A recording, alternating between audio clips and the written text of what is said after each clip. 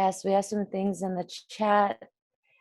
Wendy says, inspired and frustrated and grateful for powerful women. Yes, definitely. Dave says, I want my tax dollar. Dave and Mindy say that they want their tax dollars back. That too.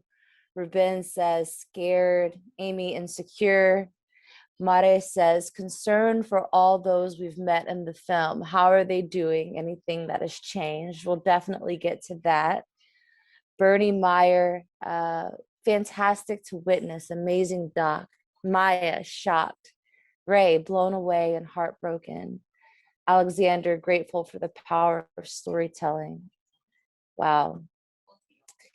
Yes, thank you all so much for just reflecting and being here this evening. I wanted to kick it off by just opening up to Jen, because the name of the film is Witness Bahrain. And we definitely followed the lives and heard the stories of many of the witnesses who were, who have experienced this, terrible repression following the uprising in the wake of the Arab Spring. And Jen, as a witness yourself, witnessing the witnesses, what has that meant to you? I feel like that word has to take on some sort of new meaning or deeper meaning in a way. What has being a witness meant to you in this space? And yeah, I'll leave it there. I have another question, definitely, but I don't want to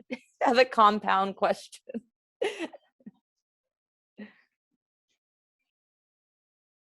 You're on mute. Oh. Off mute now. I just realized.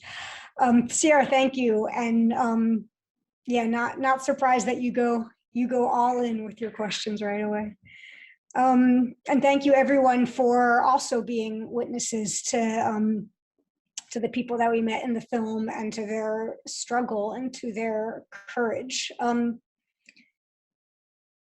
I don't have one simple answer of what it means for me to be a witness, either in that context when I was in Bahrain or in other contexts. I feel like that's the center or the heart of so much of the work that I do. And I call when I try to describe like the writing that I do, I feel like all the genres aren't quite accurate. Like sometimes you can call it journalism or all the forms of nonfiction, but I've started using the term writing of witness really to describe what I do. And I borrowed that from Carolyn Forche, who calls her poetry of witness. And that just felt so resonant to me, because just the act, beyond whatever work gets produced from when I was in Bahrain and people knew that I was making this film and they were agreeing to participate because they felt that it was important. But I feel like there's something important just in the act of witnessing and in being there and having the privilege and the honor to sit with people and to be trusted with their stories and to hold their stories and to be trusted with the responsibility of bringing their stories, amplifying their stories and trying to help their stories have the kind of impact that I know they want them to have.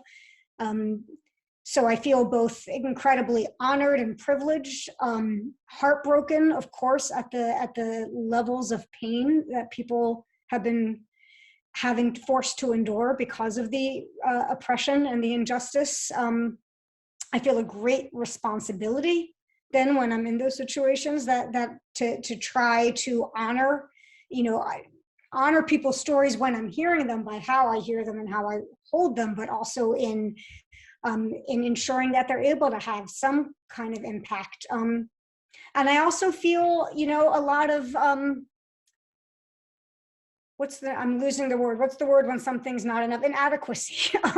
A great deal of inadequacy that anything I can offer isn't going to be sufficient to the need. And still recognizing that the work and that the act of witnessing itself is very meaningful, but also I struggle all the time with what can I do? What else what else can be done, that it always feels inadequate, especially when we're up against such large and brutal systems and structures of power, like the Bahraini regime, like other brutal regimes that I've seen function. So I'm not sure if that fully answers your question, but that tries to get at it at least.